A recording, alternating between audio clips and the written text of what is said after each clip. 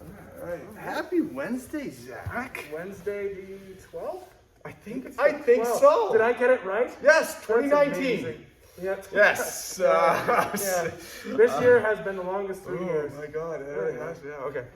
Yeah. So I think we're in a place now that we can kind of start wrapping up this weapons phase. You know, and my goal with these guys was to say, it was to teach them that one armbar defense, that one shunting at defense, because I really want them to have that one. But also to, like, you know, it's taijutsu, people. It's not a weapon technique. It's just taijutsu. So my idea for that was like let's look at some kata that they already kind of know with taijutsu and just say, all right, now you have enough and you can do it, and see if it like stops them or shunts them or like really screws them up, and because it shouldn't. Well, you know, because here's a couple things we can look out for when they're holding the weapon. It's also not all about the weapon. Or is it still just taijutsu? The upper lower taps don't still happen. There's still other elements of the technique going on. We don't have that all of a sudden narrow focus. That is really common, and it was common when we started this unit. But now it's going away. Yeah. And I'd like to see how that's going. I would like to get rid of that too.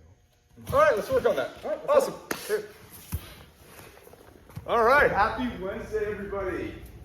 So we're going to start wrapping up this weapons phase that we're in. And the goal of this, I have two personal goals with this phase. One was to be able to survive what I consider one of the nastiest attacks to survive with div stage. It's up close, just multiple knife shunting to the gut, which we worked on quite a bit at the first start of this phase, and we'll revisit it later, just to kind of one refresher. But the other part was really to have weapon techniques really emphasize your taijutsu. You know, I don't want people to look at weapons, oh, this is a weapon technique, I only do this with a knife, I only do this with a kisari, I only do this with a combo. It's like, no, it's a technique. You just happen to have a knife, you just happen to have a kisari, you just happen to have a combo on you.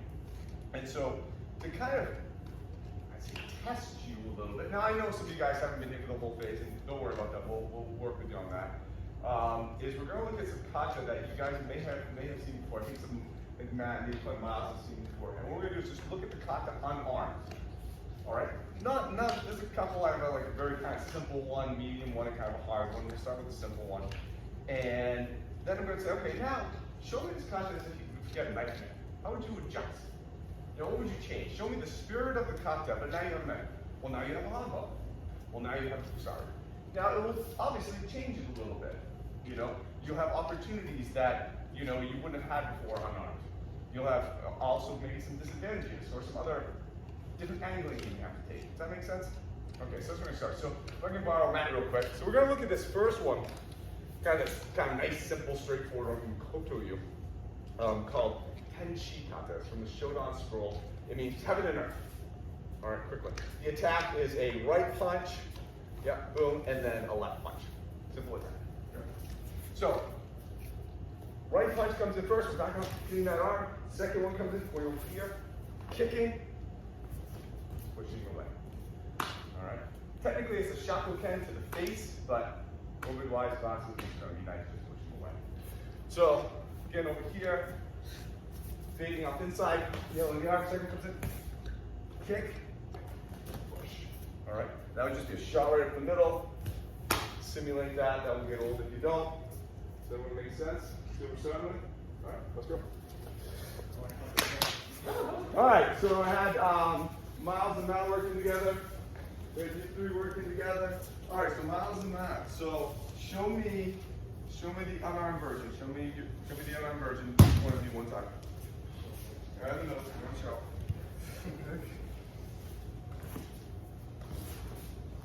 Okay, Matt.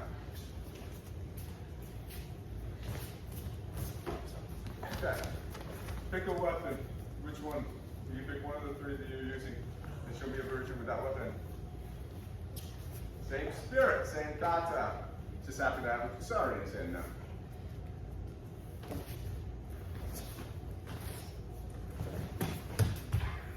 Okay. All right. Now you pick a weapon. Show me what you want.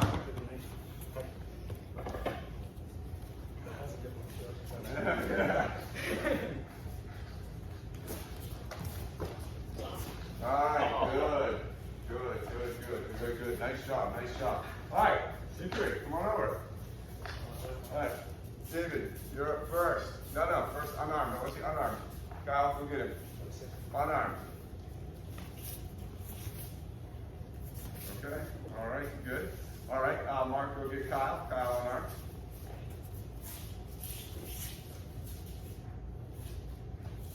Okay, and Dave, go get Mark. Mark unarmed.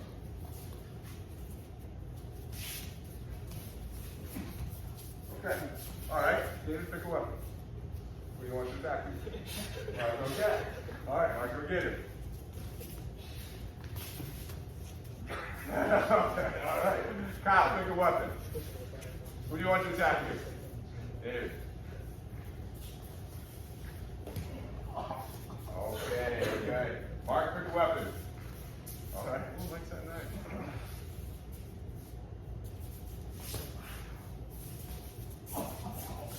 Okay, all right, good job. So again, the point of this is seeing that the kata is the same. The spirit of the kata is the same. It's the weapon that only changes this. Now we're going to up the difficulty and angling of the kata a little bit. All right, we're going to look at koku from Gyoko here. Vault boy. So this one's stuck. We're going to do a little kind of, we'll do like a real kind of classical way on this. We're actually, well, it starts as kind of a gasso, but we'll just say we're starting. Okay.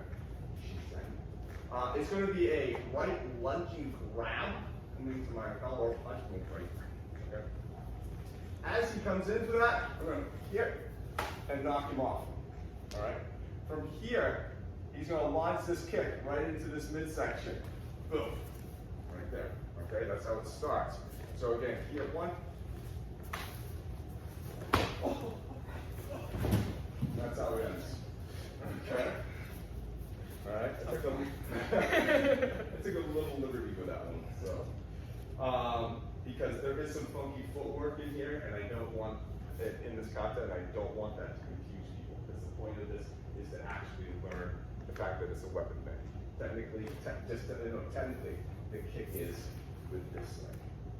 All right, but it's a harder kick. So in this one, I'm just going to side kicking in this way.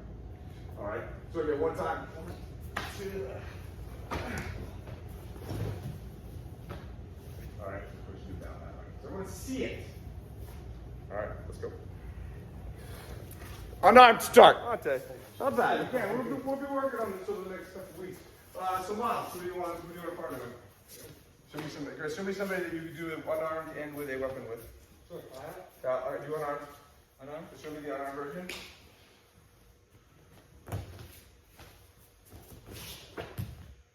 So we're just doing, right? Yeah, that's it. Yeah, then you push one. Yeah. One more time, all the way through. So then you just push them away at the very end. Okay. Choose a weapon. Everyone you want, one of the 3.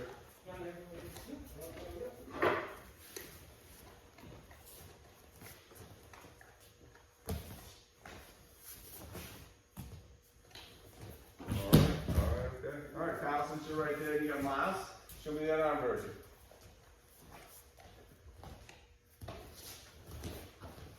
Okay, choose your weapon. That's good.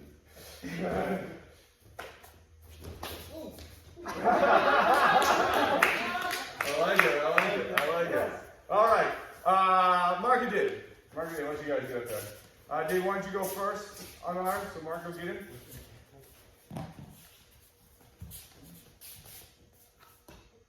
Right stop. Okay, right stop kick. Start again. So right punch, right stop kick. So you're gonna wait for the hit off. Okay. Yeah. 1, hits you off. Boom. Right kick. Boom. Nice. There we go. Okay, boom. Okay, good. All right, now with the weapon. Which weapon do you want? Knife. Yeah. We'll get a knife. All right, so right punch. Cut it off. Boom, push it off. Right kick. Boom. All right. Mark, good. Show me the unarmed version. 1, push it off. Right kick comes in. Boom, give him a kick. Push him away. Oh, there you go. All right, which weapon do you want? Knife. All right. So he's gonna step more in the middle over here. Or let me get off here.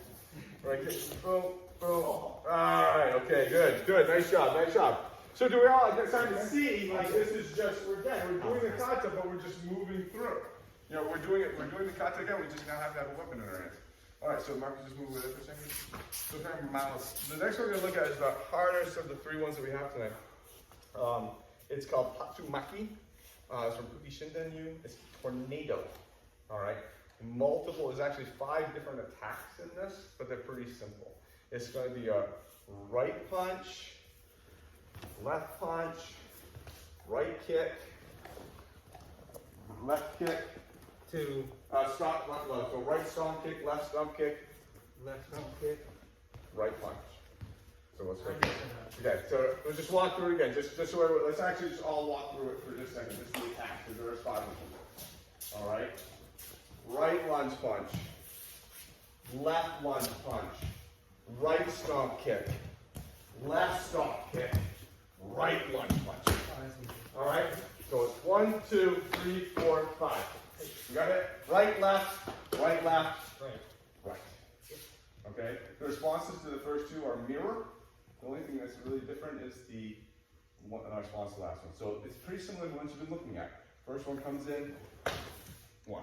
Second one comes in, 2. Third one comes in, 3, 4. That's the difference. Okay. So the first two defenses are the same. Inside, who against? All right. From here, the second one comes in. Second one. Now from here, as that kick comes in, this hand that just hit this drops down to hit the leg, as I'm out of the way. Then we switch. Comes in. Here, I'm going to pull this to my waist. As I shoot up by his head, and I walk right by him. Okay? It seems like a lot. It's kind of simple. All right, we'll walk through it a couple times. It's really not that bad. So again, one more time. Inside, inside, inside, inside, inside. Let me go from there. Okay. All right, let's start. This is a complicated one. I don't want anybody to, just, because you never get to an underground glass fire, and we've been doing this for a couple hours. So I mean, we're going to go over this and other kata in the next couple of weeks. Just again, the purpose of this is to okay, so this is the kata, this is the rough feel and flow of the kata. I'm going over here, I'm coming here, okay, and now I have this in my hand, I have to do the same thing. So again, like you guys started, don't even try to use it. Just happen to have it there. Go through the kata like it was unarmed, I just happen to have this humble, I just happen to have this, and then see the opportunities. Oh, hey, there's an opportunity to slice him. Oh, hey, there's an opportunity to wrap him up. Oh, hey, there's an opportunity to poke him on there. Oh, that's cool. Oh, actually, you know what? I can actually hit him with that instead of using my punch. Oh, hit him with that instead. And just kind of see how that naturally unfolds to doing the kata with the weapon versus forcing it. Like, oh, well, shit, now I have this. That means I have to do... No. The taijutsu stays the same. The weapon is just a piece of flair, all right, that you can use. And then we can say, okay, let's give you a different angle and play with it. And that's kind of the goal of this, is putting it at this flat part all together to kind of see the stuff. Any questions? Yeah. Since as long as the body is awake and moving away, if the whole body stays intact or casted or however I want to be. Yeah. As long as I move on from the ring, I'm probably going to be a happy guy. Yes. And I think one of the things that your competitive advantage is you're shorter and stockier than most, all right, which is a great advantage. So if you decide to move somewhere in time, especially someone who's coming down to grab down onto you, that is a big problem for me. The problem is for you, which most guys do, is they try to raise up to the height that this person is. I'm going to fight you up here where you are. Well, you physically can't do that. Right, it's impossible. He's already at a disadvantage coming down to you. All right, so use that. Put him off to the side. Oh man, this is real pain trying to deal with this guy. But if you just stand there and he's got all this downward pressure, and you just try to muscle back on him, he has the downward pressure on you. That is not your advantage. Your advantage is over here where his stuff is starting to break because he's holding on to you. Does that make sense? In order for him to continue the fight, he has to turn and adjust now, right? You essentially took Sente for a moment, and I think we've talked a little bit about that. This idea of taking the initiative of the fight a little bit. When you do that, especially when you get good at consistently moving your body well to do that, and now you have these other elements like hands in the eyes or something else happening to give him problem number 2 to worry about. Then hey, all of a sudden life starts getting a lot easier, and you don't have to rely on power generation as much as technical placement. Right. So I think a good thing at where you are, kind of just starting, here, is to say, okay, I want to keep my structure. I want to keep my hips, shoulders, feet in alignment. I'm going to sink down because that would be a problem for anybody. All right. And then I want to move and start seeing what it does to their structure. okay.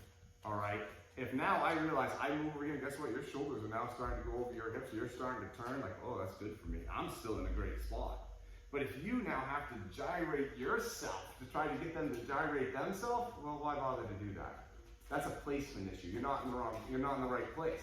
You could make him feel that way if you were maybe over here and your structure was good. Does that make sense?